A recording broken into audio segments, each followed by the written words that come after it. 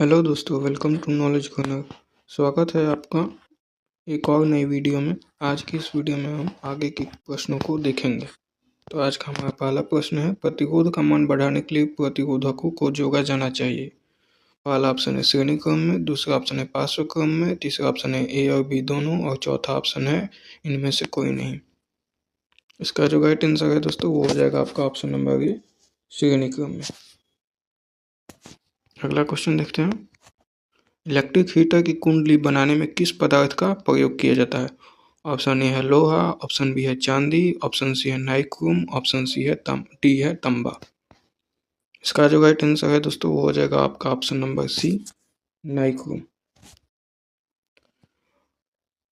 लेकिन जो हमारा बल्ब बनता है वो बनता है हमारा टंगस्टन से। ठीक है दोस्तों, अगला क्वेश्चन देखते हैं, निम्नलिखित में से कौन ग्लोबल वार्मिंग के लिए उत्तरदायी है। पहला ऑप्शन है NH3, दूसरा ऑप्शन है O2 मतलब ऑक्सीजन, तीसरा ऑप्शन नाइट्रोजन और चौथा ऑप्शन है कार्बन डाइऑक्साइड। इसका जो राइट आंसर है दोस्तों वो हो जाएगा आपका option number C, D, carbon dioxide. अगला क्वेश्चन देखते हैं, इनमें से कौन जीवाश्म ईंधन है। जीवाश्म ईंधन मतलब जो हम जमीन से खोद कर निकालते हैं, जो कि जीवों के सड़ने गलने से बनते हैं। पहला ऑप्शन है, चलिए इसमें देखते हैं, पेट्रोलियम, दूसरा ऑप्शन है प्राकृतिक गैस, तीसरा ऑप्शन है कोयला और चौथा ऑप्शन है उपयुक्त सभी। इसका जो राइट आंसर है दोस्तों वो हो जाएगा आपका ऑप्शन नंबर डी, उपयुक्त सभी, क्योंकि ये सभी हमें जीवाश्म ईंधन से प्राप्त होते हैं। अगला क्वेश्चन देखते हैं, सूर्य तथा अन्य तारों द्वारा उत्सर्जित विशाल ऊर्जा का स्रोत है। मतलब सूर्य और जो तारे होते हैं वो जो उनमें लाइट उनमें से निकलता है वो किस कारण से होता है। इसका पहला ऑप्शन है नाभिकीय विखंडन, दूसरा ऑप्शन है नाभिकीय संलयन, तीसरा ऑप्शन है ए और बी दोनों, चौथा ऑप्शन है डी, इनमें से कोई नहीं। इसका जो राइट आंसर है दोस्तों वो हो जाएगा आपका ऑप्शन नंबर बी, नाभिकीय संलयन। परमाणु बम जो होता है उसमें भी आपका क्या होता है दोस्तों, नाभिकीय विखंडन होता है उसमें। लेकिन जो हाइड्रोजन बम होता है उसमें क्या होता है, नाभिकीय संलयन। अगला क्वेश्चन देखते हैं, टिहरी बांध निर्माण का उद्देश्य क्या था। पहला ऑप्शन है भूमि सिंचाई, दूसरा ऑप्शन है बिजली उत्पादन, तीसरा ऑप्शन है जल आपूर्ति, चौथा ऑप्शन है डी, इनमें से सभी। इसका जो राइट आंसर है दोस्तों वो हो जाएगा डी, इनमें से सभी, क्योंकि इन सभी के लिए टिहरी बांध का निर्माण हुआ था। अगला क्वेश्चन देखते हैं, खिलौनों में किस सेल का उपयोग होता है। एक है डेनियल सेल, बी है सौर सेल, सी है सूखा सेल, डी है इनमें से कोई नहीं। तो खिलौनों में याद रखिएगा दोस्तों, हमेशा हम सूखा सेल का इस्तेमाल करते हैं। अगला क्वेश्चन देखते हैं, जल में वैद्युत अपघटन में कैथोड पर कौन सी गैस मुक्त होती है। पहला ऑप्शन है ओजोन, दूसरा ऑप्शन है ऑक्सीजन, तीसरा ऑप्शन है हाइड्रोजन, चौथा ऑप्शन है इनमें से कोई नहीं। इसका जो राइट आंसर है दोस्तों वो हो जाएगा आपका हाइड्रोजन। कैथोड पर हमेशा हाइड्रोजन, देखिए कैथोड जो है वो एक व्यंजन है। कैथोड क्या है, व्यंजन। ठीक है, और वहीं अगर बात करें हम ऑक्सीजन की तो वो क्या है, स्वर। और एनोड में भी क्या होता है, ये आता है, ये भी क्या है, एक स्वर है। तो ए से एनोड और ए से ऑक्सीजन। अगला क्वेश्चन देखते हैं, नीचे दी गई अभिक्रिया के संबंध में कौन सा कथन सत्य है। अभिक्रिया यहाँ पे दिया है ZnO plus C is equal to Zn plus CO, मतलब कि जिंक ऑक्साइड की अभिक्रिया जब कार्बन के साथ कराई जाती है तो जिंक और कार्बन मोनोऑक्साइड प्राप्त होता है। तो इसका पहला ऑप्शन है जिंक ऑक्साइड उपचयित हो रहा है, कार्बन उपचयित हो रहा है, कार्बन उपचयित हो रहा है, कार्बन मोनोऑक्साइड उपचयित हो रहा है। इसका जो राइट आंसर है दोस्तों वो हो जाएगा आपका ऑप्शन नंबर सी, कार्बन उपचयित हो रहा है, यानी कार्बन ऑक्सीडाइज हो रहा है।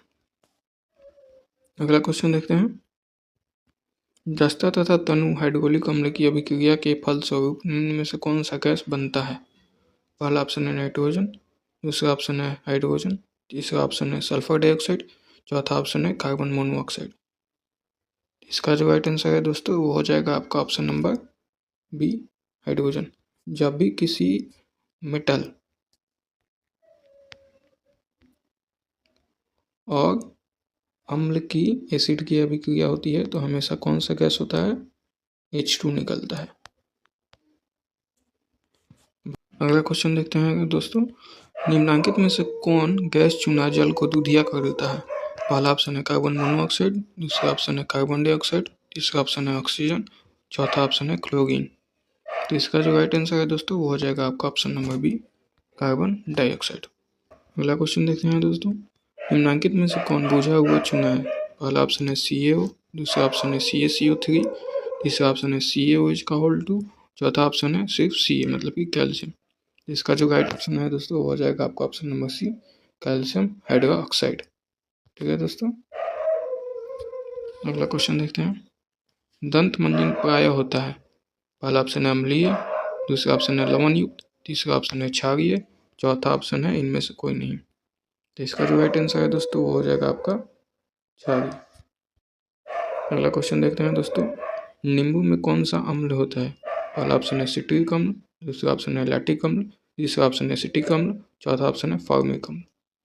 तो इसका जो राइट आंसर है दोस्तों वो हो जाएगा आपका सिट्रिक अम्ल। अगला क्वेश्चन देखते हैं दोस्तों, मिल्क ऑफ मैग्नीशिया का pH मान होता है? मिल्क ऑफ मैग्नीशिया जो होता है दोस्तों वो आपका होता है एक हाइड्रोक्साइड। तो हाइड्रोक्साइड जो होता है वो क्या होता है, एक बेस होता है। तो बेस जितने भी हैं उनका pH मान 7 से अधिक होता है।